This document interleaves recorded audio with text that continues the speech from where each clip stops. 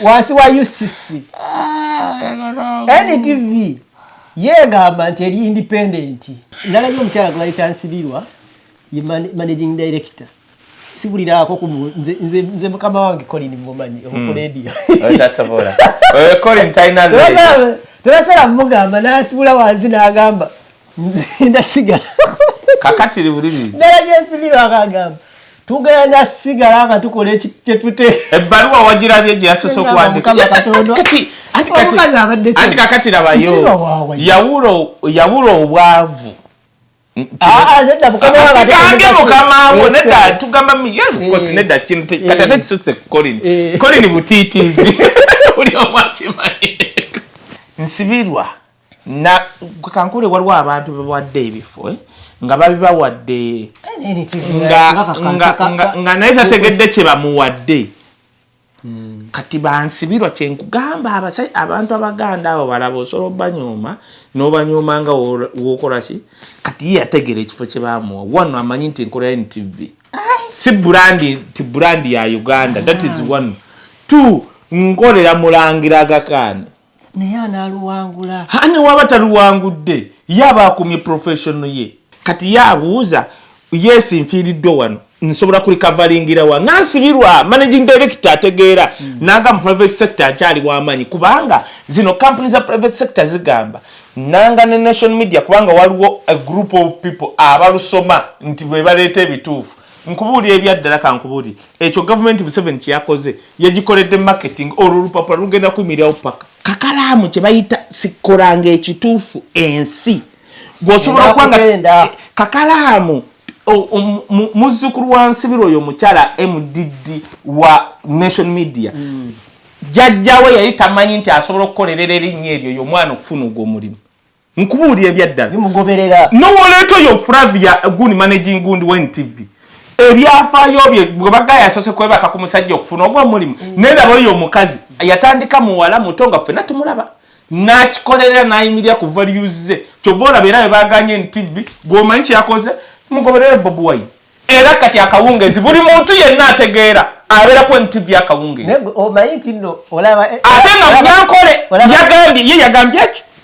anti eri batugobye mugoberere Bobi Wine mulabe amawulire kati ate n'akalanga akayitamu akawungezi bakongeze ebbeeyi kati tugobere yagambye mugoberere Bobi Wine Museveni anti atuganye mumugoberere Bobi Wine tulabe oba akawungezi tekatunde buli muntu kati yenna alinda kawungezi olowooza kifiire gwolowooza NTV ekosebwa Agakani alina record kankubulire lwaki abantu bannanyini nkugamba nga si bafeeke Agakani alina record buli mukozi we yenna kabeera mu nsi yonna ng'anyigirizibwa akujjawo n'akutwala ewalala yes nkugambye onyango bali abantu nga musanvu abadduka n'oyo musajja bonna bali mu Nairobi Agakani alina record eyo I challenge bannamawulire b'e Uganda bwe bagobye nation media ne musirika ate mwe mugenda kugwa bubi nnyo nga NBS isi eddaka awamanyi kati ate NBS bagisudde bagikubye empi Bobi Wine yatudde muzeyi wa Nkalisa n'amukuba oluyi n'akubira babona brand new Mako simanyi Makona bobo n'abakubye etteke ne bagwera kasayogedde eki kubanga tubadde nga tuli awo ebyaddala nga nange kinnuma nga basooka ne balaga area view ne live ya Bobi Wine kwabeera n'olinda amasengejje g'NBS ogenda okulaba batandikira ku bigere na ku myala naye bannange Bobi Wine yatulimba nga nange nawe nokkiriza ngeri siriyo tulina omukazi w'NRM atunula ng'embaata ali awo mu UK kakati agenda bamuyita Emily atunula ng'embaata yennyini agenda n'aleeta embaata efaanana etya ozina eza Uganda oziyita zino ddaka z'e Bulaaya tukubira akafaananyi embaata anti omumwa gonna mugazi guti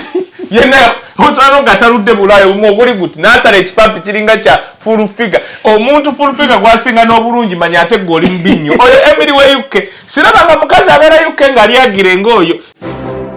You are watching The Answer Channel, a solution to every situation. Subscribe right now.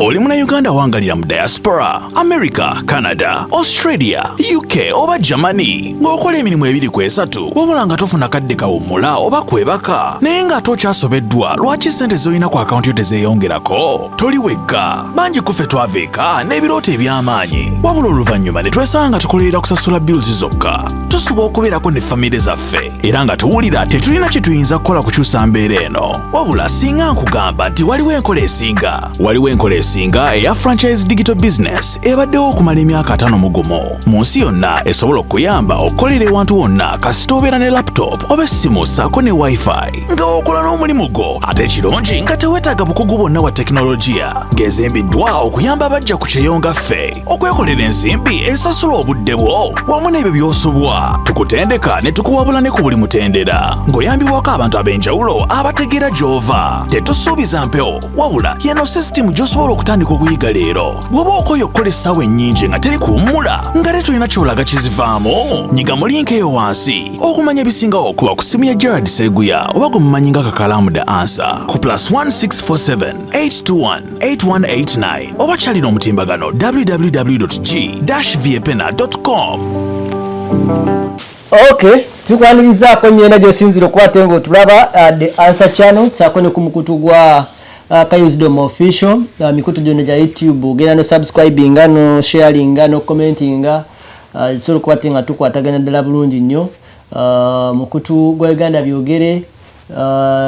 tuli bameka ye kati tutambulira ddala nno tugezaako okuba nga tuweza abantu abasukira ddala kati mu 9+ era tubakubiriza okwongera okusubscribinga baganda bange. Nze Kakalamu The Answer, ndi ne Bwana Kaye Wisdom tuli naye wano. Bwana Ibro nasinzirako eyo gy'oli leero oba nedda oba tunaasitukangira nga bwe tukomawo naye obanga mwagala nsinzire n'okasuke osinzire eyo okasuke. Kakati njagala ntegeezeko ku bannayuganda baba baganda baffe abawangali wano mu diaspora betutambula nabo nga bulijjo ntera okubajjukizaako nti tulina omukutu oba nina omukutu gwa online business okujjukizaako gwe muganda wange agezaako okuba ate nga ogezaako okugatta mu asozo naye nga olina kyoyagala okugatta ekya kyeyongereko naye nga kiri legit ng'osobola n'okuba onsasulira omusolo at the end of the year. Enkola eno ebaddewo oba bizinensi eno ebaddewo okumala emyaka 5 mu gumu mu nsi 26 sako location 43. Ekyo kyonna osobola okuba nga okikonfaminga ng'osobodde okuba nga okola due diligence ku kampani ki gye tulanga business kika kyeno. Osobola otya okuba nga okola ssente olanga ki otunda ki kikyoyinza okuba nga okola litural okuba nga ozifuna. Ensala kingi zijja n'ekujjukizako ku online business eno. Ogenda ku website ya www.g-viepena.com oba n'okubira ku ssimu yange okuba ojja sobola nnyo okuba nga otufuna tugezeganyeeko. Njagala okujjukizako ku baganda baffe abali e Uganda abali mu kyombo ky'obuwarabu. Definitely business eno yandibanga esobola okukuyamba esobola okukwatako naye esinze focusinga nnyo ku bantu ba wano olw'ensonga nti etambulira ku why reason zaffe ezimu ezituleetera okuba tukola business eno kubanga twagala okolagana okubeera ne okufuna obudde bwa famire zaffe nga tetwesiŋŋanya okufuna obudde obuwummula obulungi n'okubeera nga kyetukola kirina meaningful life oba kyetuwa meaningful life gye twetaaga. Sisuubira nti omuntu ali e Uganda oba ali mu kyombo ky'obuwarabu oyinza okucapa emirimu 2 olunaku kati ffe tugikola abamu bagisussa nawo naye nga at the end of the day ogenda okwesanga nga kyokolera kiringa ekitali nnyo tekiri watteko ekyo kyobadde okolera. Ensala kinkugamba tetambulira ku waayiyo ekiruubirirwa kyo oba ekigendererwa kyo lwaki otandika bizinensi eno. Ekirala nti si ya get rich quick nti nteekamu leero enkyanfuna olina osooka okutegeera ki kyokola. Era teri muntu agenda atandika kola transaction zo kuzijja ku account yo nga totegedde ki kyoyingirira. Kitegeeza nti ogenda taking step by step okubeera nga oyingira ekintu kyotegedde ng'okoze informed decision yo ng'omuntu. Kitegeeraganye bulungi nnyo. So kyekyo tujja kwatagana ate abannayuganda waliwo abantu abayingira mu website eyo n'oteekamu ennamba y'essimu n'owandiika erinnya lyo oba n'ojja n'oivisitinga website ate n'otateekako nnamba y'essimu. Njikiriza nti n'omuntu ng'okyadde ku business eno one time oyinza obutategeera biki bye tukola era ensonga yakyo oyinza okumaliriza ng'ojaginze. Kati bw'oteekako ennamba y'essimu kikuyamba okubeera nga tufuna direct contact oba conversation naawe nenjogezeganya naawe nenkubulya wogetinze stack nti sokwate nga tufuna mentorship esookerwako noyingira ekintu kyotegedde kati otateekako namba y'essimu naye mba sinawe ngenda kujja sebo ogiteekako naye kinyanguira okulaba okwogera naawe n'okubulira kikyosobola okubate ng'okola uli otya sebo kwanirizaako ndi bulungi era katugirewo ddala obulango bannanga aba unique services be batwala ebintu bijja wano e Canada paka Uganda oba bikugira e Uganda balina promotion Christmas promotion kati basobola okukugirana ebintu paka Uganda basazeeko ku dola kamala okulaba teziba 18 kati lulizi badde 2 buli kiro gikugira no paka Uganda dola 18 ate buli kiro gikugira Uganda paka Canada dola 12 basoka bantu aliyeko ku majani ina majani ginalweza ku mama wange mwezi agwomugongo 15 mwezi guno batwala tusinzira wano mu programu yaffe wano alagenda katika ebibala byokulanga katika kamugambe era mu recordinga wano kakalamu agambye mba mutwali amajani bajja gatwala twalire mamanga amajani agwomugongo galuwa ngaline waka kati manya 15 mwezi guno batika toleta 15 ne sabuni wolususu oyina ne sabuni wolususu kati nyaba mange ne babimutwalire kasata bawale kuddi kutusumbuwa nnyo kati batwalireko ne simu tuli mu kiro mmeka labano ibula wakamba ngotamye kubanga mbadde sisabanga ngeze emeka toge esimu kaka gundi kakala abadi abantu bali bagala kulanga nange naye kati engeri gye bategeera nti tutula naawe ne baga kati ate ekisasuzo oli kiki era we bagamba lwaki tewantamyako kati naye nina bawunzikira eno ate nange era saayagala kubakotogira kuba gwe oba ofunye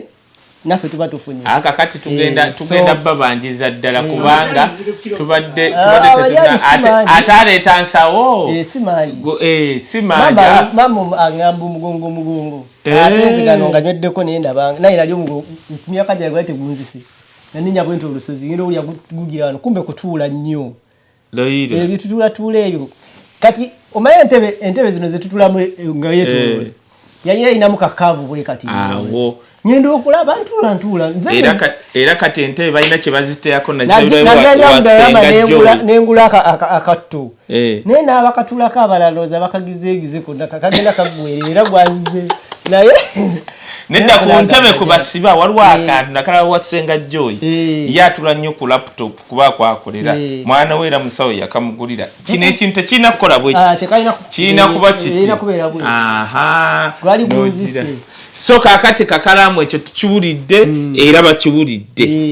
naye odi yegenze naye kakati mu abali eyo unique services oba beetaaga ewandiika email yaabwe eri uniqueservices@gmail.com kanji unique services unique kiri unique UNIC services@gmail.com so waliwo ekyo naye mwe abagala okusindika ebintu e Uganda of course nga 15 guno mwezi gwa November tebikuyitako okitegedde saagala mwekwase pakiro 18 okutwala okujja Uganda paka wano 12 wetumalako season eno bali promotion nga tutuddayo ku flat ya feri 2 ne 15 so ekyo kyekyo sebo kale kakati njagala nkubuuza ekibuuzo kino olowooza NTV yesize eki era egenda kivaamu etya njagala tutandikiraawo kubanga zegampeddeko kukiriwa efuuse ekirala anti kakati kakala erowooza egenda kivaamu etyo ye kati kakala mbayirayo baŋŋambye waliwo omusajja yaŋŋambye otwayogera ku byobote nego waŋŋa nti akati tulekeraawo bakyo nendala nagiwa ku musajja oli omanye oluusi agenda wataaba emulwa fifi osanga nanzikiriza okwogerayoko nga tonjirabye njagala kubanga kati wiki namba era kankubule kakalamu wiki nabogera kogera kakala no ngamba wiki namba kibadde kitambula naye kye neebaza Bobi Wine waliwo ebintu ebimu byoleka answer ne zijja kati bangambye kukenaba wako kewangamba katana nnyo oli ngenda muwa ka version katana nnyo kangamba simanyi onokkiriza oba tobyagala ajja kukola obyaki okwogera ku ki ku Museveni obote ne Bobi Wine okugenda Obote bayira we babadde bakitaddemu ssente abaana okikuba naye ate kyabalakidde nze negwe neewunyiza musajja Sewanda gyate gwe njagala ennyo nenga Sewanda kagatto kyamukoze amulese wali no bayira we kati kankubuulire kakalamu kankubuulire twali naawe nga tebannayogera bayira we omusajja yangambye kaye ku myaka gyo waliwo ebintu bye tuba tumanyi nti tobimanyi nze Joyce Sebugwawo mumanyi ositegeera njagala nedda katono nnyo katono ngenda kyogera n'oli nedda kanokakyo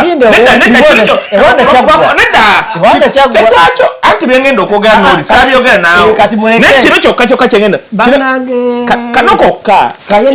nedda kanokokka kengenda okwogera kanokokka tetwakwogera kanokokka nalabye kagatto oyogedde erinnya nedda wamma bayida we twatandika okwogera ebintu abantu bali balowooza tusa abatulaba omukutu guno gwayogerako ku nsonga ezo ez'Obote wiiki ewedde kati wiiki eno omukulu asiimye tizigenda beera ku spotlight show eya mukulu Ibrake akatono nnyo bakusunsulira ensonga ezo zigere eri naye walirizaako yebale kujja olwaleero kasete obulamu buli bulungi tugende ku nsonga za NTV tamala budde tetugenda amawulire zonna tukkiriza nti tuli wansi wa UCC bakkiriza nti wansi wa UCC NTV yegamba nti eri independent era mbu egenda kukola ebintu byayo nga teri agisibidde nalabye omukyala gwe bayita Nsibirwa ye managing director sibuliraako nze mukama wange Colin mumanyi ku radio tebasala mugamba nasibula wansi n'agamba nze ndasigala kakatiri bulirizi nalabye Nsibirwa akagamba tugenda sigala nga tukola kyetute ebbaluwa wagirabye gye yasoose okuwandika anti kakati labayo yawula obwavu asigange mukamawo nedda tugamba mikosi nedda kino katate kisutse Colin butiitiizi buli omu akimanyi Colin wange kubanga asobola oli namala wandika ebbaluwa eyo nebimala bibijja omanyi kisobola okubaawo muzeeyi waffe asobola omugamba lwaki tewasoose kundaga ku bbaluwa eyo newaba yagimu Colin wasimba newaba yamaze giraga ku mukolo mwagala nnyo kwagala nnyo erya ddala nga tuli kugundi bala ekolo ng'ali hape nga mwami Colin tusirike nosirike era tusirike kubasala atugende abantu abo banzimba nnyo bambi no nze kyemwagalako omanyi radio Simba yeredio gyetwalabanga eriso piki eriso naye akati era bannange ebiro bino nayingiranga mu Simbawo n'okola bwoti nengamba kakati Simba gye mmanyi nsobola okuba nkyali wano Collins n'agamba oyo bamuggyeyo omaye omuntu omugezi kamuwe bimuli omaye omuntu omugezi Collins okimanyi nti wabeeranga ku mpewo n'okuba oluyimba lwatakuwadde ng'asinziira waka n'alusikayo tafaayo gaya ayina magezi mu IT bannange ogera bakaseta amula bweti ku computer noga sinaba gikwata ku kiki ngona bayetamba ngeri wewe shwi nale kakuba super atutumanyira mugezi azimiranga kali ochala onoyogera omulabako nokoma oba bagenda kwogera ki doza waliwo abantu abamu kakubule kakalamu noba ensi ekyuse nga naye kakati ng'okukola breakthrough kiringanga kati olaba kati Simba nze nakolena bampita okwogera mu CBS ng'era bino bye twayogeranga jjukira awo tuvudde mu campaign kyobola era baalinaku obugobi ku CBS kola nakuba gayina ngamba kayika kati tugendanga kukubira simu olimenga kujjona era nga bankubira kiro awazi nga tuli kuli naye kakati muba managing director ebyaddala gwe naakasuuka okulaba omanyi wa ggwanga ki iwaawa ye mugunira Apollo Kagwa erinya wenawulidde ensibirwa ningamba onalabika mugundi nego ate go baawa okulembera NTV gwe baleeta kati ono omuwala omukyala gundi yani Munyankolo oyo Tumusime oyo Flavia Tumusime kati oli ye boss wanti oli wa NMG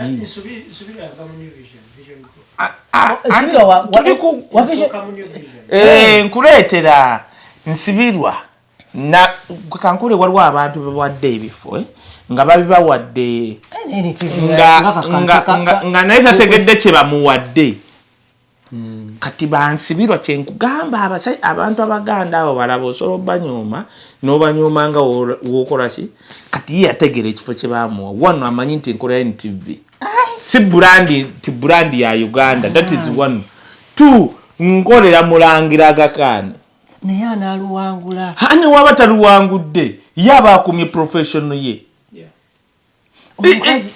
kati jabayo babaza sente eyo olaba Museveni yaggalako Nation Media nesigala nga NTV Nation Media ye Kenya yegifeedinga era neyimirirawo kati eyo abubebo kwa kati Agakana byamutama abeera awo Museveni nakuba nti ate ono omupya yakadde ategedde ebizibu yabawo yagamba kati kubanga what wrong did they do bo balipotinze ekintu nga bwe kibadde olaba naye nakuwa nga tuli e Uganda ebimu nalimbira bantu standard kati Agakana agambye leeta kintu nga kiri standard Uganda tomalaga kuba bwo naye kakati ate kati omanyi we sitandise kuwe kati laba wankanga munga tofuka ibula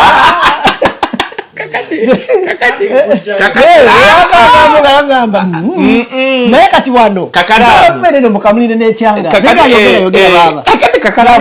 kakalamu ebintu ebyo bibiri kyengenda okugamba kakalamu okola ng'ekituufu naye wayita emyaka 10 oba 5 nedda kati kankubulire naye ate akaana kange kakaweza emyaka 4 nze bagende bazitirawo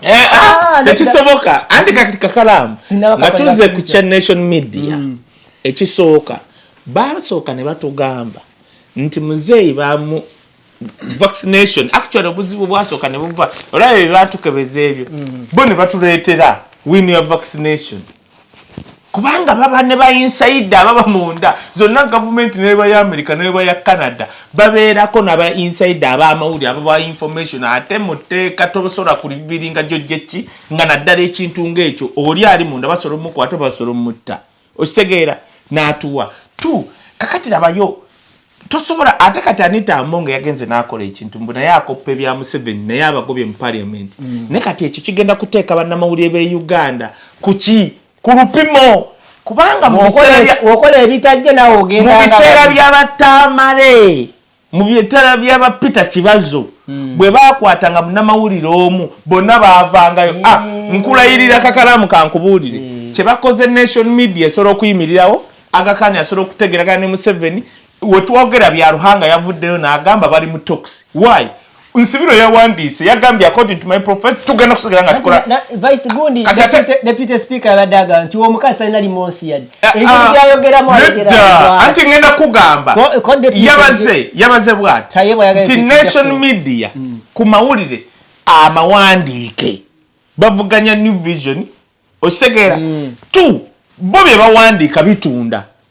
si Museveni yokka ne gavumenti yebigula kye bafiirwa kiri kintu eki nti government tegenda kulanga nawo kubanga era yawadde New Vision na UBC waliwo obulango wa sente nga mmeka negamba ekyo kyali kibaddewo katusigale ku standard zaffe era tetugenda kukyusamu naaka kubanga yensibirwa tebamuleeta kunoonya bulango mu gavumenti kusigala ku standard when it comes to sell abuuza olupapula kubanga jjukira empapula world over zirina challenge nti tulina online newspaper kati yakugamba nti nezina printing print lupapula nation media ng'olupapula olwa new monitor lukyayimiriddewo that is one two NTV ekyakola ekyalina obulango nti ekyalina nti wadde gavumenti eneebumma naye esobola okufuna mu private sector of course wabeerawo eddibu nga gavumenti ekusibidde ekikookolo ne private sector ziba zitya okulanga naawe kati ekyo kyekizibu nekkirizagaana yakubuuza history can tell kubanga neweeba Airtel oba Celtel ebuuza wetu NTV esobola okumpa mileage nti esobola yo negamba kati nze kansiga okujjako nga batukanze nti tetulanga nayo but as per now kyebafiiriddwa bwe bulango kati nga obwa gavumenti obusinga babufiiriddwa kati yabuuza yes nfiiriddwa wano nsobola kulikavalingira wa nansibirwa managing director ategeera nagamba private sector akyali w'amaanyi kubanga zino companies za private sector zigamba nanga ne nation media kubanga waliwo a group of people abalusoma nti bwe baleeta ebituufu nkubuulira ebyaddala kankubuulira ekyo government Museveni kyakoze yagikoledde marketing olulupapula lugenda kuyimirirawo paka ate n'ekintu ekirala kakalamu kankubuulire bannamawulire b'e Uganda bagenda kugwa kati wuliriza waliwo ono gaye yali akulembera abannamawulire ebiseera ebyo oba yaliko NBS omusoga bamuyitaani maama ng'akulembera Joshua Kyalimpa abakavaako ndowooza yakavaako ye kye yakola wagundi wabuke oyo wabukedde muveeko weenaalemu oyo omunyarwanda ndi kuona omusoga w'NBS Joshua Kyalimpa alabika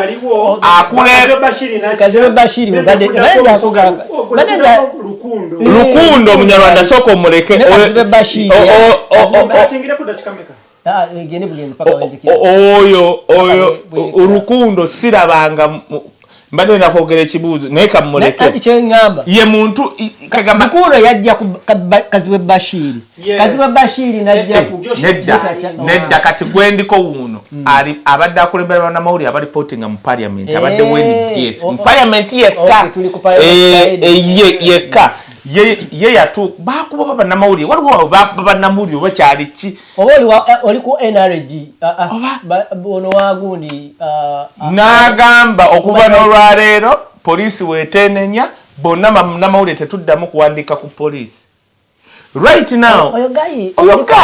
yali ku NBS yali hostinga gundi yali producer wa either Barometer actually yali producer Barometer oyo gayi omusoga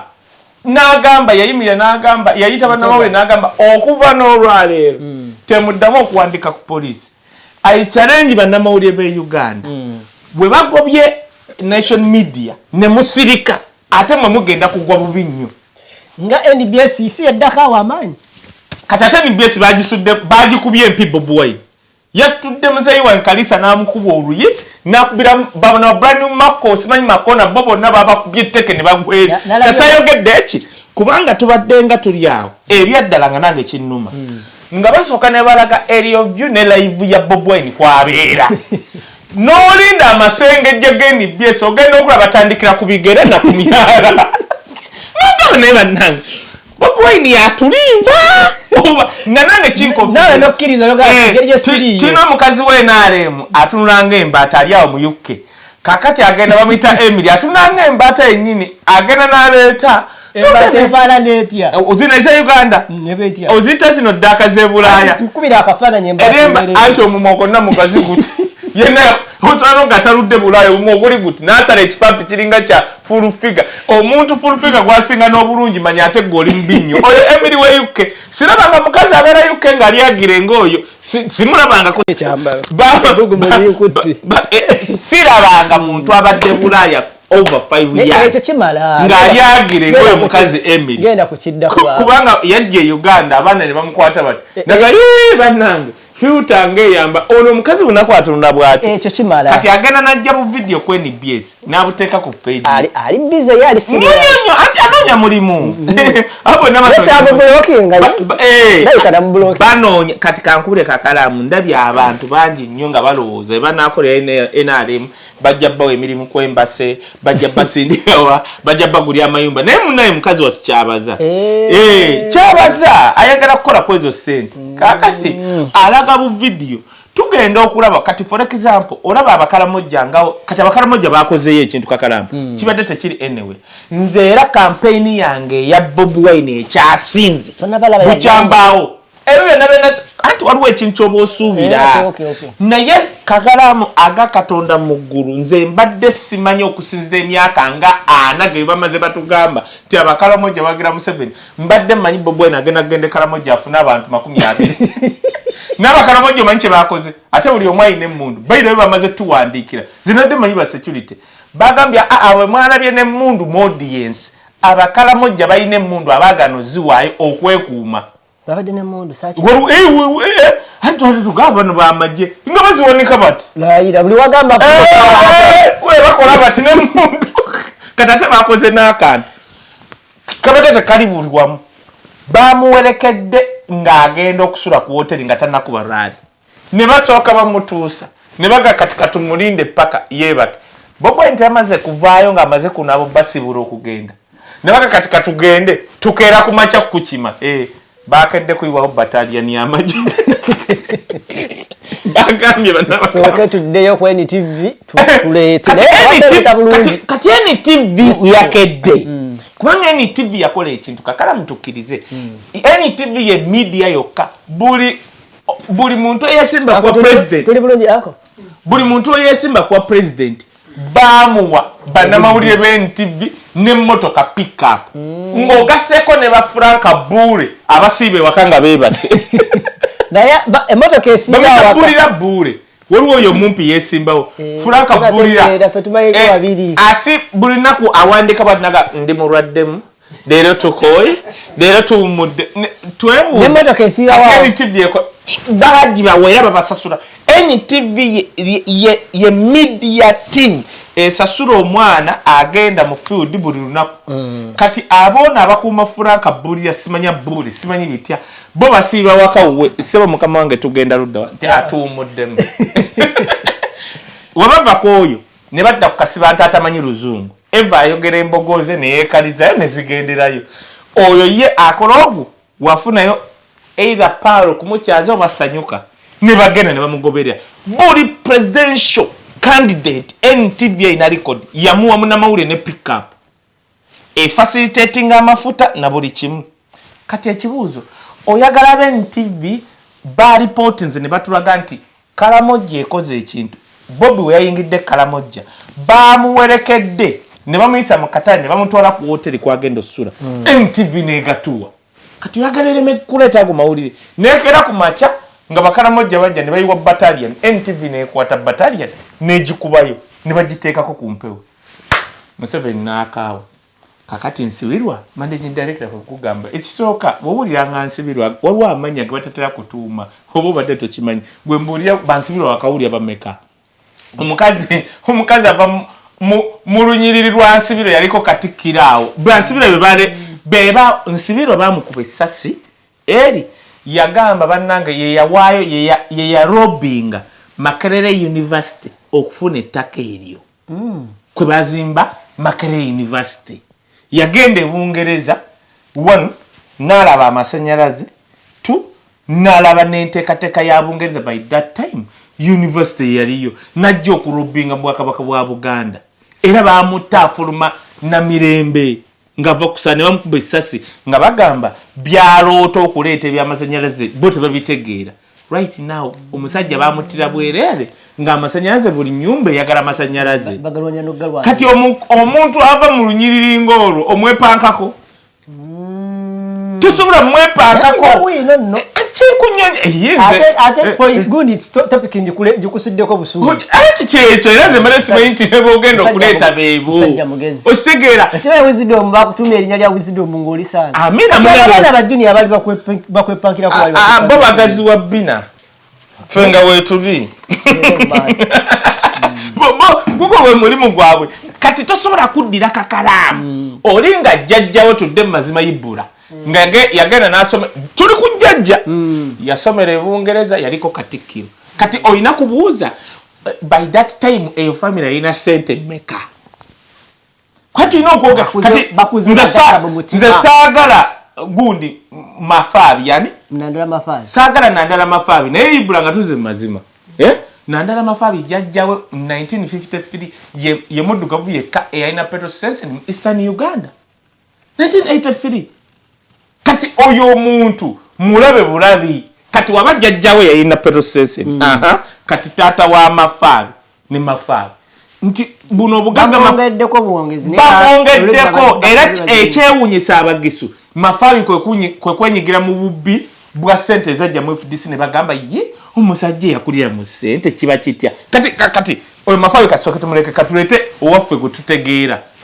kakalamu Bob Wine nalabye video bulinaku nali mbyogerako ng'abantu bano era gaye yagimpeereza yebadde mu UK nanga kaye twali wali ayogera ku jjajja Bob Wine nga tetutegeera Bob Wine yagambye bannange jjajjaawe emawokota jjajjaawe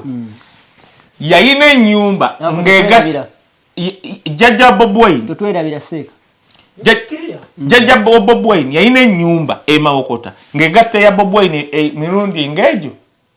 yayina abakazi aba naye Bob Wine waliwo gwe nagana okubuulira ensi gwe yayina naye nga jjajja Bob Wine yakolagananga n'abagagga ku kyalo including jjajja wange Ensubuga kuba be bali bagagga emawokota naye nga jjajja Bob Wine ye mugagga asinga okitegedde ye yayina ekyuma gatta amawokota Mpigi district kirira otuuke Masaka ng'alina ekyuma ky'emmwanyi buli omu aleetaawo bakola bati abasajja bajja bakikuba bukubi bbomu era yakuŋŋaanyanga ssente abagagga abaali awo nga jjajja Bob Wine yakuŋŋaanya ssente ozitwala mu lutalo bamukubaddi bamuta 83 ne baddira abasirusiru ne bakuba ekyuma ky'emmwanyi ekyajja nkugambye it was nga kyekitwala emmwanyi zaawo zonna twala paka tuuka Masaka kati eyo family bwolaba Bob Wine ne baganda be nga bagagga kye nagamba Frank Ashumba gundi kojja wange bw'obalaba nga bagagga tebabugudde mbugwi era family ya Bob Wine yagenda okusaasaana esaasaana etya bwe bakuba ennyumba ya jjajjaabwe Walakira baali bamuyita Walakira bwe bagikuba neesaanawo buli bano sentamu baani bonna batata Bob Wine ne basaasaana sentamu kwe kugenda wa bayita waka egomba ne yeekweka eyo okiwa kyenkugamba tuzzeeyo kati nedda wuliriza kano mbadde nzija mu famire ya Nsibirwa nenkugereza tuli ku national media anti kati kiva mu kulembeza ono kijja kitya anti kati oyo Nsibirwa watunulya Museveni kati gwamuti okay His Excellency General Museveni gwamutunuulira naye kati ye wamutunulira amutunuliramu ng'omuntu osanga eri ayiseeko ewaabwe ng'alina obwetaavu kati oyo omukazi akulembera nation media talina kyeyeetaaga akulidde mu mirembe osobola okuba nga Yes Museveni omusinga ssente na bitya naye munaye kakalamu kankubule kakalamu todiringangako bantu one ng'abaana b'abakungu oba nga bakungu nga tebayitasiba mu bwesibi oba nga bambejja ebyaddala si baakukkuba kakalamu osobola musanga talina ssente nga ggwe naye nga Katonda yamuwa ekintu mu Bible bakita crown not crowd bakita crown entiisa ekintu ekibagwako bwekiti nga kyekyo nga tosobola kibajjako okawulira nti sibe bano bakatikkiro be balagira obulagizi okufuuka bo nga bakikolera babalengera yo kimanyi kati kakalamu bayiro tuli kwa national media kakalamu sagala nkusaze kuba olusi lwoyogera n'empya dalangu ye kakalamu nedda tuddeyo wali ku national media tuli anti kwaji kulembera omuntu ategeere kikula ki nti ono omukyala Nsibirwa akulembera okay national media yonna kale ekibuuzo ekirala si wa bulijjo kakalamu bayirawe twogera kuno nakuli wategedde ebyama byavuddeyo nti nno omukulu aliko ebiragiro binayo gye byava yofuuka katikkiro sagala tugenda munyonyo nze ni musajja munyala kakati anti gajja kugamba omunyala osajja watya wa kabaka nange nedda kakalaamu ate gwe musajja wa kabaka asinga anti kakati kyategeerekese nti nno byavudde nno ku Medinsereko anti Medinsereko bamugambye awandiike akakase nti bagenda mujjanja baliiso naye nga tateekanko galubindi kakati bamugambye tuyambe wandiika tuwagenda yuke kujjanja bwaliiso naye nga tayambalanko galubindi tomanyi kyabaddewo bagambe mbu bamugobye wekyabadde anti ne bigenda bikola backfire ne bamwegayirira omukulu waliwo omukulu awo gwesajja kwogera tuyambe wandiika nti bagenda kujjanja baliiso nsajjatu nga mumanyi munnange omugonvu naye of course kwawaddeku kasente n'awandiika bannaye nagenda kujjanja baliiso naye eriiso nga tuyambalanko ku galubindi lyabadde litya ekyo mukindekere kati naye twategedde nti omukulu ofuuka katikkiro waliwo ekiragiro gye kyava kakalamu kino kiddayo kakalamu olaba nga oli omunyala kakalamu waliwo abantu abamu nga bo balina amannya magundivu amaganda naye nga tabasobola kunnyonnyola nnyo bajjajja baabwe nga 6 omwaka 2026 kyenjogera nsaba munkwate bulungi bajja kukwata bulungi 2026 Januari nga 16 n'ennaku banne tukyali live wano amanyi musajja tumwegendereza tebivaako sokodde mwonyige ugumu ibula moto recordingano video mu H4 simanya D4 nga tekuli gundi yino gundi nze ndi mujibala anyize nga togira gye yambadde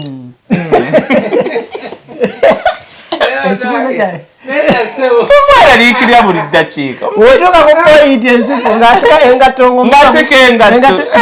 ku ngato baaba kaakati ngati omwaka gutuuse ogujja mukaba nga tutuusizaayo leero eno yo statement njitidde nedda gireete tofaayo tujja gisengejja bajja gikwata bizze bubi bitya nga bizze bubi ku sayidi eri endala NTV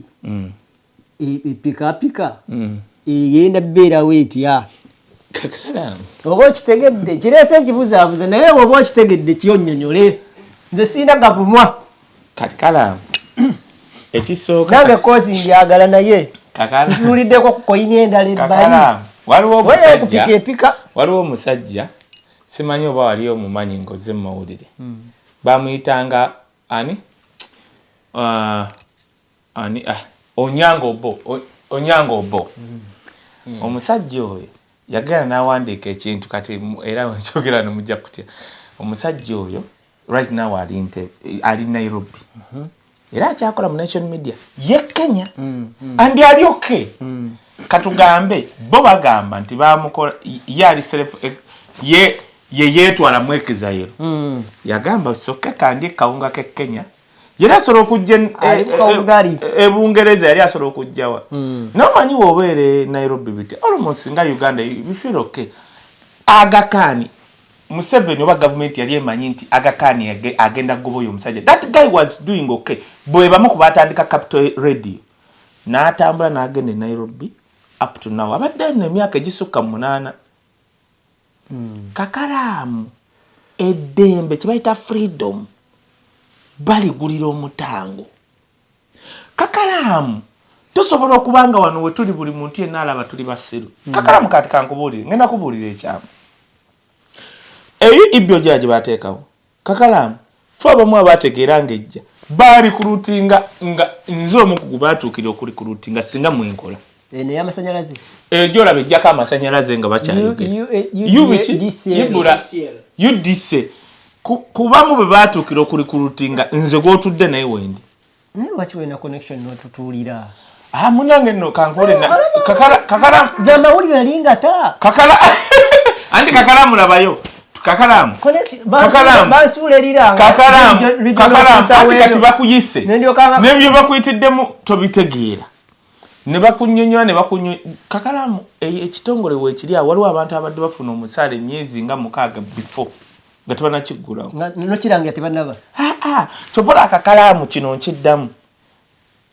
kati abasaza ali bamanyiko mubeera mu department nyingi ddala bali bakulabyeko ku kyekuusa kakalaamu otudde n'omuntu on the level of master's degree siganye naye kukakasa bukakasa nti kakalaamu okimanyi nti nno abantu abamu we nayogeranga ku byokubala ebitabo balowooza nti nno maybe nsaaga twamala kutuukako mu corridors of power nga n'abatudde wali ababibala tebabimanyi naliko ne Bebe Cool ne looya we yonna abakulembera URA ne batuula awo ne Musinguzi tugenda ofuluma awo nga ne Balamu mwali Bebe Cool n'angamba naye munnange kaye ogera n'oyasamira ku mitimbagano naye ebintu okula ki ebintu ng'omanyi twatuuka wali nga oyogera na URA toyasama but olina okwogera with facts tutuuka wali kubanga nze bampita bwisi nga zesimanyi nti meeting eriwo bonna bakomishona 11 ne Musinguzi nga batudde nga baleeta tteeka income tax ku bayimbi Kakalaamu kankubulye kino buli muyimbi gw'olaba waayimba e Uganda from Shiba mukwano gwange Sindi bonna boolabaawo kino nkyogera Bebe Cool asobola okuvayo ne Balamu eyo meeting yabataasa obutaleta mu musolo gwe baali baleeta kankiddemu meeting yali gye nali seetegese nasaba Musinguzi ampa olupapula n'alumpa Bebe Cool ya presentinga neero yawo Balamu bayirawo meeting eyo Balamu yali bwati talina neki kyali adefendinga it was lawyer wa Bebe Cool yajjayo yanyonyola ku ki naye nga tekitaasa musolo kati ne tutandika nenkwata pen ne tutandika eyo meeting kale kanteekemu Balamu nze Balamu lawyer wa Bebe Cool ffe twataasa omusolo gwe baali baleeta ku bayimbi Bebe Cool kyemwebazaako kujja na lawyer mugezi ye Bebe Cool era yagamba mbadde nsaba mmwe mwenna mbanjulire lawyer bwange bye mbadde ngenda okwogera yaba byogera kubanga mmusasula genda mu maaso lawyer n'antandika okwogera kati lawyer wayogera nentegera nti eno meeting gye tutudde ye decide either kuleeta musolo oba nedda naye omanyi kye nanyonyola nesigaza agwanga nnyo mu kolidokolidawo nga balina gye balaga ne bakutwala nedda tebantwala kugoberedde munnange kiriwa Museveni gye bakutwala wagendangayo nga Sebataimu yakabiri babeera bakugamba bugambi jangu kati ezo ze bantwalamu eza Museveni nakitegeera luvannyuma engeri gye nagendanga ne presenting ebyo bya corporate talina bya corporate bya presenting kino benchmarking kati nga banabayimbi baba bagenda ofuna sente onabeerera fala nga simanyi nti nno bwe bantuuza bwe bati mboli omusajja n'andaba nga nabo we bali kati asobola okugamba okay bitegereka si byanjaga kati nkitegeera luvannyuma kaya obiriddawo kati kukime nze we nategeerayo radio oyo gundi kusaasira mu kuvuga emmotoka ng'omula mukime kakyali ako tetukaleka kati ng'otulawo nga fesi nga naye tomanyi kigenda mu maaso kitegeerereyo makkati kati ekyayuwala enkitegeera kubanga beirawe olaba programu ze mwakyazanga ku radio Simba bye nayogeranga ku ssanyuka ebyo kati bo yuwala enga eri bweti nga twakukoleranga nga bali mukukolera akasajja kaluzi kati bo bakola bwe bati bagamba mutuyitire oyo guy kaye Wisdom Bebe Cool kati yenna gwe bagamba fwe be bayita Balamu ajja present Balamu ekimuleeta ebyallo ye promoter asasula emisolo oba emingi oba bikoze biti ebyo najja okutuulawo kati ono akiikiridde bayimbi nze ku side ya kubyogera ndooza nga abimanyi I don't know kati be batuleeta nze najja siina na pen toyina na kitu kyogwamu saategeera na kindeese bo bandeeta nga balaba Kakalaamu kankubule Simba mwakola kinene olaba bye twajjanga n'ennyonnyola ebintu kumbe yiwala ewulira kakati olupapula Musinguzi oyo musajja akulembera kyemuwaako ekitiibwa kyonna kyakola mugonvu era ekifaananyi kwe kiri ku page yange ya Facebook kyetwekubisa after that bwe mala okupresentinga yagamba bakomishona tuholdingemu omusolo ogwo it was like that ogwo musolo gwolaba gwayimiramu e meeting ku bantu aba kati tulina kakalamu katono nnyo simanyi kwenkijje obadde okijja ku kya after 226 NTV obo yagamba nti okufuna eddembe lisasulira omutaano. Kakalamu tusasulidde eddembe. Kakalamu ffe tulina abatuvuma tulina abantu abatuvuma ku mpewo nolaba akaana nze nalabako olwama nga nvuma nga mpebula ebigambo bwe biti nga of course osobola okuba essimu bwe ziti n'ataba n'amagulu nkiddemu nalaba lwama nga kabaata amuleesi nga mpemula simulabangako sikolanko bwakaddaama nga mpemula bwe biti nengamba yandinvumye naye nga tampemudde nga okuba essimu bweti nga basobola okubuuza omwagala ayimiridde oba kubanga nze njagala nnyo discussion ne twevuma naye kati yawemula nawemulira mutabani wange nawemula nga simumanyi kubanga kati Kakalamu nze omuntu watuuka okugamba nti no mbu school fees zimbula eziwerera omwana wange nengenda nzisaba nga sina gwe nali nzisabye nze teri mugagga asobola kuyimirira nangamba nti nali nyimirizaawo wisdom omuntu ze gwe nenyimiriza mu bulamu business wise nga ne bino byonna tebinatandika was Mike Mukula ye yannyonnyola tosobola okukola bino yannyonnyola gundi ATM biki bino airtime wemakerere yangamba osulawa nannyonnyola e business Mike Mukula kwe kunnyonnyola oyo kyayogedde amakayabo ojeyo golodi kati kana ekino kankyogere yannyonnyola golodi kati ekizibu kiri nti ogenda otyo mujjayo ogenda na sente enkalu oba kati nze nenezuulira amakayabu Mike Mukula bo sente bazita sinshasha nawa kati ate bo bamukula abo abasanga wali ku kisaawe ekikadde eky'entebe abakongo bamubeere ne bamuleeta gwina connection yezo kati gwenga nze mwebaza kubanga simanyi na twava kunjagala oyo musajja and that was naye nga okusooka okusinkana nasinkana Mike Mukula ng'omukazi omuwala yali wa DP yali okufuuka president wa Makerere University yalina wa DP nali ayagala sijja genda kati nga wisdom yayina ki connection eyo gwena baye bagagabeza gweza tufuka tyabo mukola ne seiko ndozo simanyi character yawe nenga nze mfuga Makerere eyo ango nenga abasajja munaye bamanyi business nze nga simanyi Kakalamu na business ya simanyi ku scratchinga airtime nenga nja kugaba Makerere omo nga futululi ngao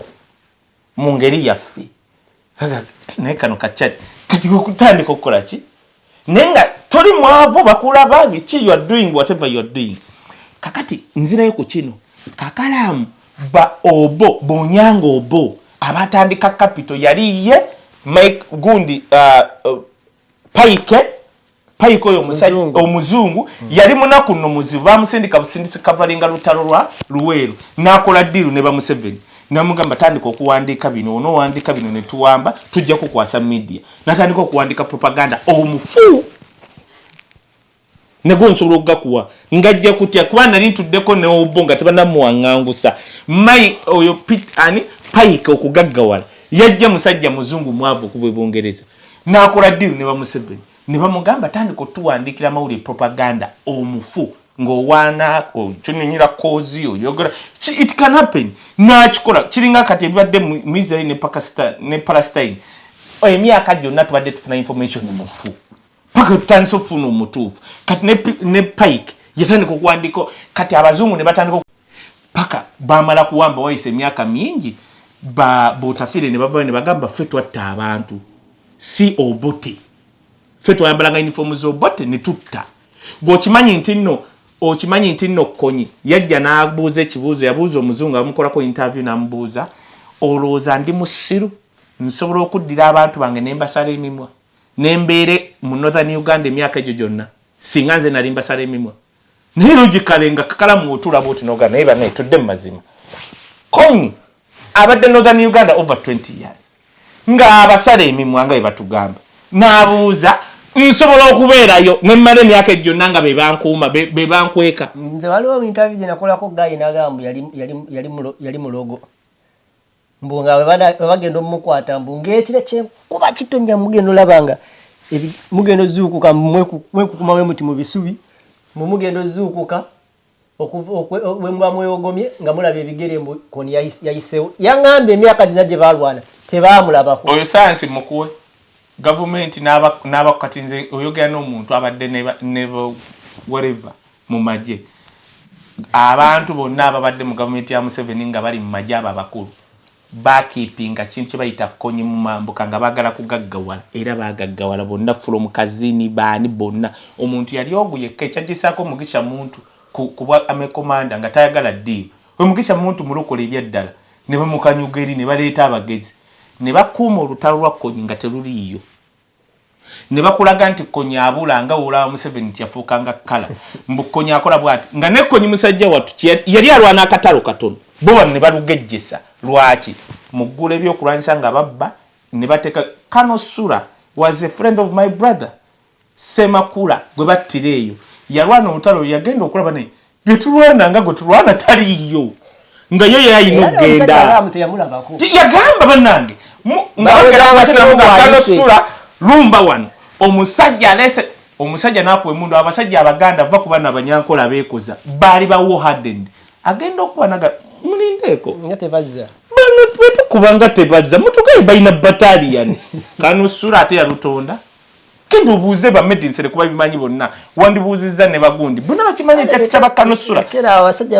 katulekeraawo kati ebino byogamba ebyakkonyi tebyali kiringa olutalo lwa Vietnam bakiyagala okumanya olutalo lwa Vietnam America lwe yalwana ntunuulira ndeta example abantu bakitegeere olutalo lwa Vietnam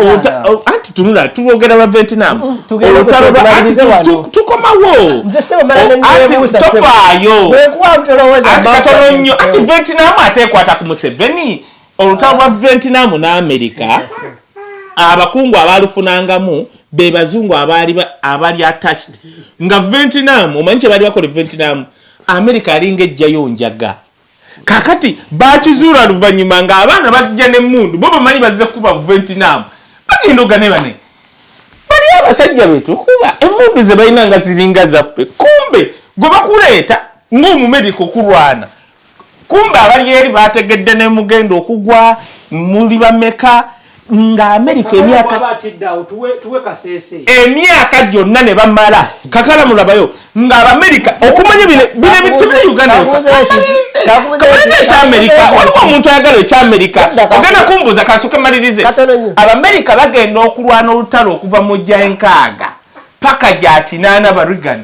bakizuula luvannyuma era genda olabe firimu ya Denzel Washington nga abasajja baamala emyaka over 30 years nga balwa abazungu bajja ne basindika bana abwe ne babatta kumba olutalo lwali kubanjaga ng'enjaga eyitayo ne bagijja nejjira nonno mu helikopta z'amagye ga America nga mulimu bajjeno ne bagaggawala emyaka over 30 kati bino ebyekkonyi byenkugamba si bipya entala abantu bagaggawaliramu ne zi gavumenti naye nga ziyiye musaayi kati ffe tuvayo ne tubyogera ne batuwaŋŋangusa kakiri bwe kiti naye gye wawanga ng'osooka kasota nti oli safe omwana w'omukulembeze gwokontola mwawula otya ku balala kakalamu olowooza oyo omwana w'omunyankole wansanga eno mu America nze mwangu bagambye nze mwangu kati gwoba toli mwangu oza banno b'otambulala bo balese otya ono ogiyise London wali oba oyagala emmundu osobola okugenda n'ogigwali n'oba nayo eno siropu nti n'emmundu tebazitunda bagambye nze mwangu bwamba munesaasirire n'akaana kange kamu era kati oba olwekasese tunalingyano ojja okigende era gwe naye nga totosobola kakati okimanyi nti nno buli kulonda abeera ebijambya biganye okutundibwa oŋŋambe nti abantu bamma bana balumbye baraks nga balina amajambiya abo abantu basiru ekasese bana ne mulumba baraks nga mulina amajambiya baagala kutunda bijambiya biganye ekasese babadde bane kasese wamma musajja sebo bagambi bakutteko baana bane badduka abamu ne kakati nno ngenda kugamba kiringa okungamba mbu Tawa yalumbye emmotoka ya polisi n'agifumita omupiira nabba laptop n'atwala n'ejjampa jama katebereza bano b'abantu basiru polisi eriko amagye emmotoka ya polisi tebanagitulaga Tawa gye yafumise mbu yasanzeko abaserikale mbu Tawa akumanya muwanvu naddira amafuta n'ateekamu oluseke n'aganuunamu nga waliwo mu kidomera liita makumi nebatajjammwe ensi eri boogerako mugenda n'ebisiraani mmwe mulowooza buli omu musiru kagamba Tawa n'asika amafuta n'addira liita 2 mbu lwakubanga mukyoli oba mukyoli w'omulango mbu n'akwata jama n'agisika ku musirikale n'akwata laptop Tawa n'agikwata n'agizinga nga tewali musirikale n'omu gwakubi kyokka pikapu egidde abasirikale ndowooza badduse Tawa n'adduka Tawa era kyeyakoze kirungi nnyo omanyi kyeyakoze Tawa atulikodinga mu video oba ali wansi mu ntaana kubanga ndowooza n'abasajja buli walaba Tawa nga muwanvu bw'ati batya okulumba Bobi Wine balirawo manyi era gwe Zebra ayogera statement egi nalumba Zebra ewe ne mugamba retreat that statement. Zebra yakera ku machanga basse abaana bano battira egundi. Zebra n'akwata n'ayogeranga oba kyekyamuliko n'agamba Bobi Wine abaana bakuttidde ngenda kuwa abaana ate Zebra yali asobola n'engende wa Zebra ne mugamba mu Katogo bwayise Katogo zone ne muga Zebra eyo statement wakoze nabadde nkwegayidde itaba amawuli ogijje ogisangulewo and he thought I'm joking. Yes, yerooza ansaaga kiringa isima yegala ko omusajja aliwo abantu beyamba mu majjo minister nga tamanyi nze omukubagamba isima nanjerega tuli nze badde n'abantu abalese mu 7 majja bayina nga bazikoledde ranka nagamba isima minister goyogeddeko si bano minister bano tumwebaza bitya oyo omusajja minister ayambye abantu bangi. First of all y'omu kuba neutralizing ebyo olutalo mambuko lwali teruliyo kubanga yakeera n'agamba Museveni mpa nzikiriza abantu bange bafune mundu bo begobere ekkonyi olutalo ne luggwayo tu n'ayamba abantu bangi abasirikale bangi nnyo era bamwagala nga olaba genosale oyo omusajja namugamba bambi nkwegayidde kola live bwe navaawo yalowooza nsaaga kakati Zebra n'agenda atyo isima n'agenda atyo naye kakati Tawa no atonda bambyo kati nzonda bambyo ogera nze oli mba mugamba bugambi kakati Tawa kiyankoledde ekikulu nnyo era nze Tawa musaba busabi Tawa n'ogende e Nairobi waliwo omwana gwe bamenya oluba wamulabye Bobi Wine gwe yatutte mu America Bobi Wine, I want to thank you nze nalawo omusajja omuvubuka oyo story yeti yabiri namu yali mu bibye Guy ne bamumenya yali Guy yali omanyi bamutwalya mu bafu atuuka mu mochari babakanyugayo bukanyuzi n'asitula omukono bw'ati ng'olubaba lwasizza teyali amanga mbuno baali mu byakwekalakaasa nenjagala okwebaza Bobi Wine Guy oyo we yajja ku NUP naawe obujulizi nadda n'agaba nange bantisatisa sina wakubeera. Do you know era nze neewuunya abantu basamira Bobi Wine. Do you know nti oyo mwana bamukwese ne mu Kenya for 2 years omanyi expense ne sente z'abadde alya omanyi kye bayita okufuna visa ya Amerika ng'oli Nairobi kati omanyi treatment kakala mutuli Bulaaya omanyi kye bayita treatment okujjanjaba oyo mwana kyekigenda okutwala na how much. Bobi Wine kati yasalawo okuzaala abantu ng'abo kye bayita cost of freedom. Kakala mungenda kugamba tuyina abaana baffe abalijjo ab'omulembe oguliddawo balitwogerako ensi yali emanyi gundi Martin Luther King ebiro bimaze kwetooloola ne batandika okuzanya firimu mu bantu ababaliranga Martin Luther King abamugambanga kola kino bangi nnyo babatandisa bazanyamu na firimu ne banoonya famire zaabwe. Yes, kakalamu omuntu asobola obutamanya nze kati nkugambye ebyo byenjogera biriko ne facts nti omuntu asobola tuzannyamu awo omuntu no kakalamu no osobola okukola kati kakalamu kati kankubuulire osobola okukola n'okola abaana bo ne batafuna kimala naye abaana baate osobola okukola ekituufu ekyo osobola okukola ngamba emirimu n'otobalekera ssente zimala n'ate kakalamu abaana bo osobola bakufunira erinnya ne bayingira bwe bati nga lyokkale erigendo bakolera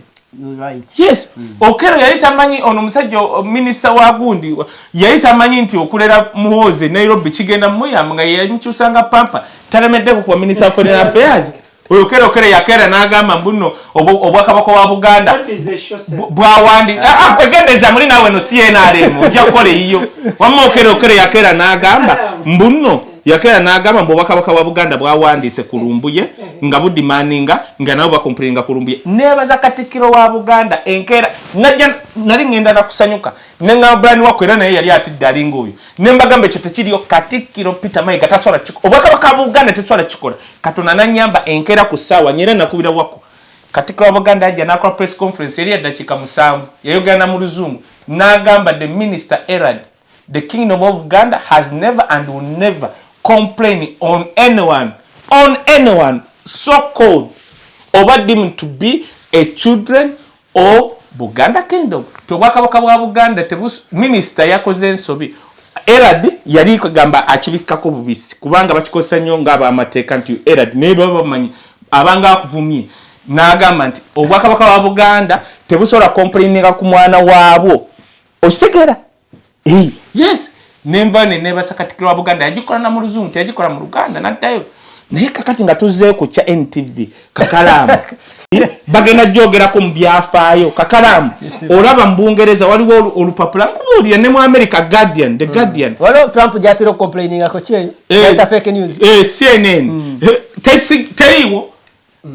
aragagga bonna abaagala onyigiriza abanaku bagenda ku Fox CNN esigadde eyimirira ki gendo labe rating za Trump mu America zigenze zigwa n'abazungu bagaba kike twalonda kino. Yes, sigala ku kituufu kati CNN yeyogera. Okimanyi ntino kati bagamba nti ono mukazi gundi Kamala Harris asobola okudda. Ninga ani akirese Trump. Era Trump ekikyamukuumiddewo international policy zaakoze ayagala olutalo lwa Israeli lugwe kwa lumuweesa akalulu mu America. Abaisraeli abajube basalawo mu America ayagala lugwe osegera kwa luwa lumukolera. Nga ye luwa lwakoze atya Kakalamu kye bayita sikolanga ekituufu ensi gwosobola kwanga Kakalamu muzzukulu wa Nsibirwa oyo mukyala MDD wa Nation Media jajjawe yali tamanyi nti asobola okukolerera erinnya eryo y'omwana okufuna ogwo omulimu nkubuulira ebyaddala bimugoberera nowoleeto yo Flavia gundi managing gundi wa NTV ebyafaayo bye bagaya asose kwebaka ku musajja okufuna ogwo omulimu nenda boyo omukazi yatandika muwala mutonga ffena tumulaba n'akikolerera n'ayimirira ku values ze kyova olaba era baganye NTV gwomanyi yakoze mugoberere Bobi Wine era kati akawungezi buli muntu yenna ategeera abeera ku NTV akawungezi omanyi nti nno olaba ate nga Nyankole yagambye ki anti eri batugobye mugoberere Bobi Wine mulaba amawulire kati ate n'akalanga akayita mu akawungezi bakongeze ebbeeyi kati tugobere yagambye mugobere Bobi Wine Museveni anti atuganye mugobere Bobi Wine tulabe oba akawungezi tekatunde buli muntu kati yenna alinda kawungezi olowooza kifiire gwolowooza NTV ekosebwa anedda kinkunyi agakani alina rekodi kankubule lwaki abantu bannanyini nkugamba nga siba fake agakani alina rekodi buli mukozi we yenna kabeera mu nsi yonna ng'anyigirizibwa akujjawo nakutwala ewalala. Yes, nkugambye onyango bali abantu nga 7 abadduka n'oyo musajja bonna bali mu Nairobi agakani alina rekodi eyo abala bagenda Bungereza oyo yekka yagamba kubanga ka tribe ye kwatagana ne wali obanga ali mu Africa. Yes, agakani ne bamala barumbo yo Flavia tumusiime obagundi Nsibirwa bagamba bugambi mbadde mu transfer them, let them go to France. Omusajja alina popata world over ne wano kati gwegenda olabe ebintu byabwe ne wano oli afuga nsi namba eringa nzikiriza nsi namba kati omugambe nti abakozi be babanyigiriza kinalaga kiku NTV eri Zimbabwe eri luddawa mbulwa Uganda abuuza eyekola sente mmeka mubakwatawo mubatwalire abalala baba mu Musenda bantu mmwe nkugamba muri mu Uganda asazeewo okuyimirira ku mazima naddala mu kiseera kino mugenda kubanga Tanzania kyabadde kisibirwa nti omukazi agenda kwerangira nga walaba Mubaraka yawangula yirangiridde naye Tanzania tegenda kusigala kyekimu bucha Tanzania ebeerawo tefuna nko kwekalakasa nze nabeeranga Mbezi Beach aba Tanzania tebasobola naye ekiriwo kiri eki ne Kikwete yagambye eyali president wa ate abadde awagira nnyo omukyalo yamugambye you either do two things tukole reforms nga when it's not too late kubanga etteeka eriri mu Tanzania bwe bamala okulangira ebivudde mu kulonda president tokkirizibwa kuwaaba kati agamba naye tuzikole kubanga weerangiridde n'ebibuga biganye buli ddakiika bali abaana kati ate bayisa akakodyo e Kenya oyambala hood weesiba buti n'olumba bagambe Diamond Platinum otojjayo post tulumba studio yazijjayo buli emu yonna gye yalina omukyalo oyo ne Harmonize ne bazijjayo babadde balumba studio zaabwe kati baga yadduseemu Diamond paka Mombasa kati naye abayimbi begenda tekibayugula munnange kankubuulire kakalamu kankubuulire kakalamu ensi ejja kutuuka ng'oyo empewo yemuddusa si yekka kati kakalamu yaguze ekimotoka kiramba kakalamu ngenda kugamba bonna beeteze kakalamu teri yali amanyi nti Tanzania esobola okuba bweti Uganda ogira akakalamu kankugamba ekintu buli omu atusekerera si buli mu western gw'olaba nti ali comfortable buli omu ali bwati akantu kajja kubaaka kati teri yali amanyi nti ono omukazi asobola okufuuka bwati yakoze ekintu ng'amanyi tekisoboka kyasobose abaana ba Kenya bagambye Tanzania 2025 bali mu kye bayita quarter final Uganda 2026 agenda mu semi final mbubo be balina final bajja kuba nayo Ruto yatugamba nga baziika ogundi Raila yagamba ne Uganda tetugiyesiga Ruto agamba esobola ogendako mu visimemo bakatandika VAR nekolayo kagundi oba eiza okubeera James eiza ogeramu nefuna 2 mu gavumenti nefuna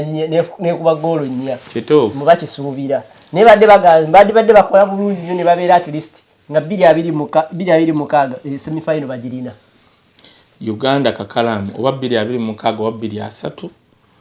tewali pressure kakalamu ngenda kugamba ekigenda okugira Uganda ate tekiri enkanankana kya Kenya busungu bweyongerako buli kaseera kakalamu banti kati Uganda kakalamu olaba abantu abo bali awo kati olaba abantu abafiiridde ebintu byabwe sajja bagambye bagambye muhozi wa David n'ayogera n'agamba ebyo tebisoboka kabaana ne bamugamba kyogambye Tanzania teriyo bajjeno katofaayo ate abakambwe gwokyasaaga era ate jjeno munyarwanda anti kati baleeta anti no batandise mu questioning nga wafuuka otya jjeno anti waliwo tribe emwe yagala okufuga East Africa bagenzo kizuulanga gwe baleeta ekyo bola Ruto yalina okulya yakitegeera ekisolo okujja era kati ekiriwo amagye bagenzo obala amagye agali ku ziboda zonna ate gaawa Uganda gegambadde omuze Tanzania abakenya batunenyeza bwereeri Museveni atuzanye empiki tatufugidde emyaka egyo nga naye we yabazanya ku kibaki bayiwa amagye ge Uganda paka Nairobi nga gali mu oleya era banakenya bakimanyi mutozi se bagenda muli naniga bwati naga katugudde wano kati gwe ogenda kugira omanyi lwakyasoboka kweyo omukazi oyo mukazi si mu Tanzania mukazi tava ku mainland ya Tanzania ava Zanzibar kati Zanzibar kuva edda nedda yagala kwekutula ku Tanzania kati Museveni bafugako myaka 10 abe Zanzibar abeeri ne bafugako anti kati labayo kati ono omukazi kyali kyangu byagana kuba Kikwete baani kati naafuna chance kono omukazi namugamba nkolera kino ani akola Museveni Nkunda yakulembera amagye naye abaana bamugambye wavaawa Nkunda kyakyasoose okukola yaganye okuyiwa amagye ku street anti mbwayagala batuuke time nga kiriova weminga agale kati yenze ntwala kaneddize Mukunda alyoka afuga ensi kati anti abaana bali mu kugamba Nkunda tunnyonnyole wavaayo otya bane ono omusajja batoya twetolola ekizibu ekituufu kyo kiri nti ekizibu ne waba bannakenya balwana bakola biki ekizibu ekiri ono waffe gwe tulina ye master plan abannakenya naye bandekalakasa kati bannakenya babadde bakyali awo bamanyi Kinyata n'avaayo n'alangirira nga bwe yalwala kansa ne bagamba naye bannaye Odinga yafudde kansa wamugyewa ate ono ye taseseetuka kugambye abannakenya juzi baserebrate naga nti mukyali endi Museveni ali wala eno mulwadde muyeggwawo kino kulaba omusajja ku manda agenze mu kalulu ati ningamba naye omusajja ono atalwala muyadde kiki anti era bamuddusa nadda naye ssebo muganda wange naye kakala tujja kutuuka okufugibwako n'omuntu nga ddami bajja kukolayo omulala olabye Cameroon bagambye bbiya yafuga si yafuga naye kakalamu kati kyenkugamba nti kakalamu time is going to come weewuunye kakalamu kati kankubuulire Nigeria ogiraba Trump yakedde nayogera ekintu nga tebama amafuta bagawa Abamerika ng'olaba Congo yaddira Diamond ne mu America Trump yakedde naga naye bannaye Nigeria you were disgrace mukera kutta Nigeria bannamwe mbulwako Abaisiramu naga muddamu kikola no mbuba Christian muddamu kikola ngenda kuyiwa amaje kati ye statement ekolebwanko president wa America kubanga interest za America buli yajjanga president wa Nigeria amafuta gaba America tubula baavu kati laba Trump from nowhere nakola statement kakalamu okukaba kw'abantu kakalamu kujja bwe kuti kakalamu weewuunye n'okwewuunya Uganda kati tugobera aba Nigeria engeri gye tukolamu wetuli exodus okuva mu nsi yaffe the pressure abantu kyokka nga bagezi Bannayuganda bagezi Bannaigeria bagezi negwe ojja kiwulira anyway